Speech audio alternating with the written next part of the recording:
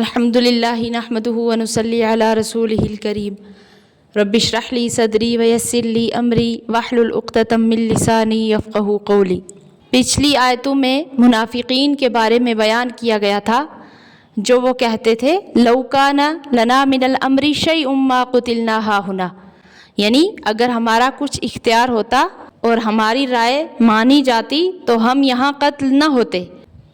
تو ایسی باتوں کے سننے سے یہ احتمال تھا کہ مخلص مسلمانوں کے دل میں کچھ شکوک و شبہات پیدا ہو جاتے،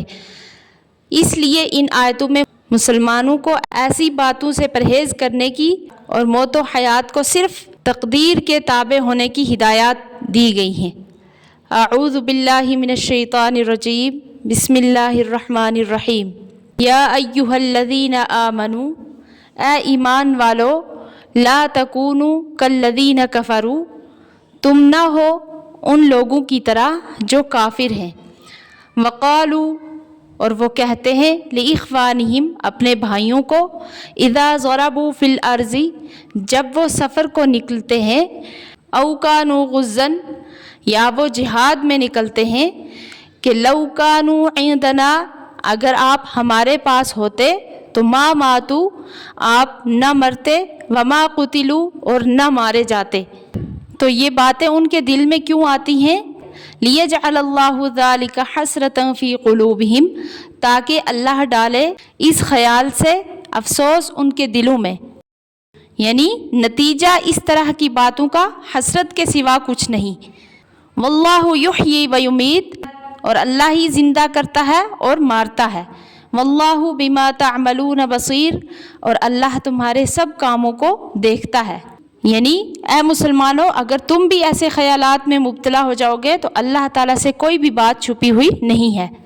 وَلَئِن قُتِلْتُمْ فِي سَبِيلِ اللَّهِ، اور اگر تم مارے گئے اللہ کی راہ میں، او متم، یا مر گئے،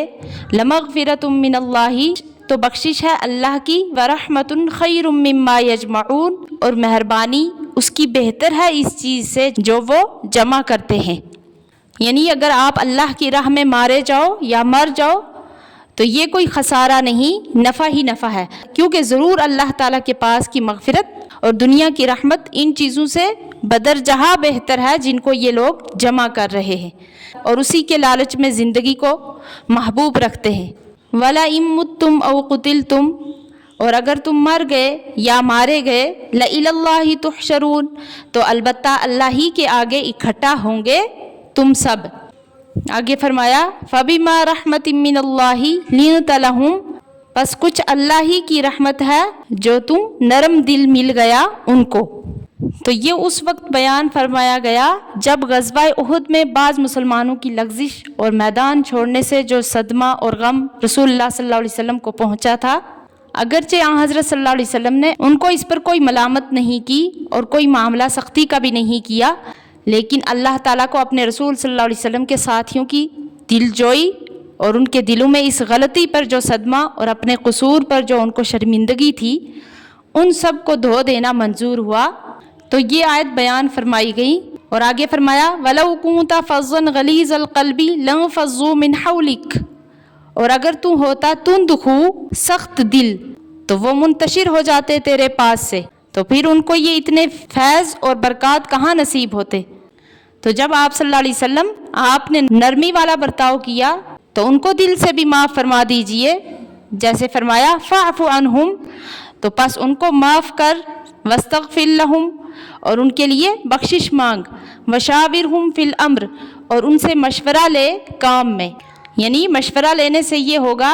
کہ جو آپ کے حکم کی تعمیل میں ان سے جو لغزش ہوئی ہے اور اس کی ندامت جو ان کے دل میں ہے، تو مشورہ لینے سے یہ ہوگا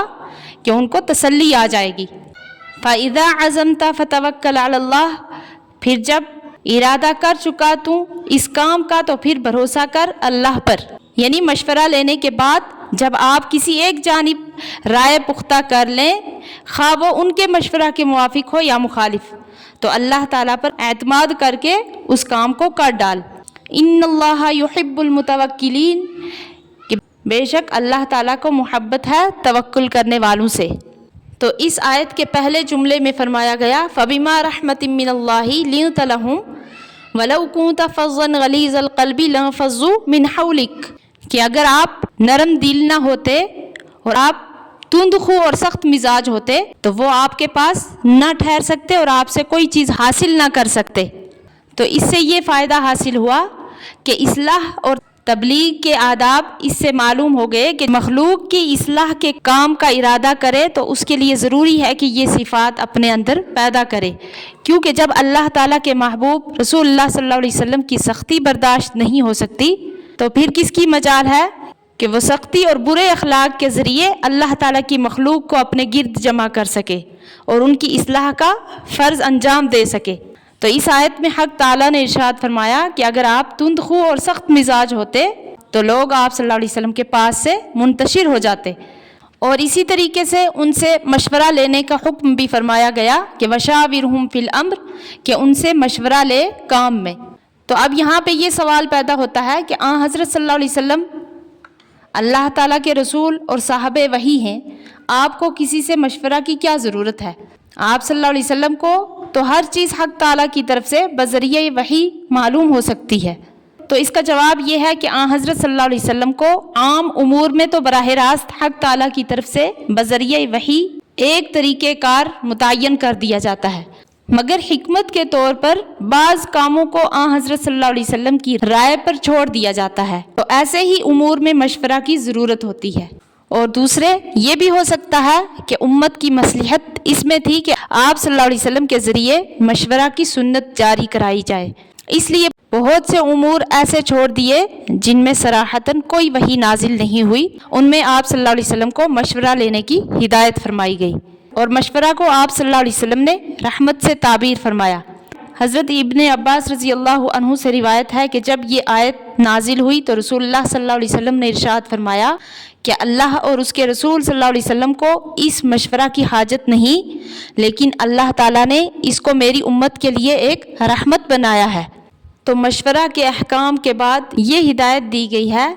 کہ سب تدبیریں کرنے کے بعد بھی جب کام کرنے کا ارادہ کرو تو اپنی عقل اور رائے اور تدبیروں پر بھروسہ نہ کرو، بلکہ بھروسہ صرف اللہ تعالیٰ پر کرو، کیونکہ یہ سب تدبیریں اسی کے قبضہ قدرت میں ہیں۔ اللہ تعالیٰ صحیح سمجھنے کی توفیق عطا فرمائے، آمین۔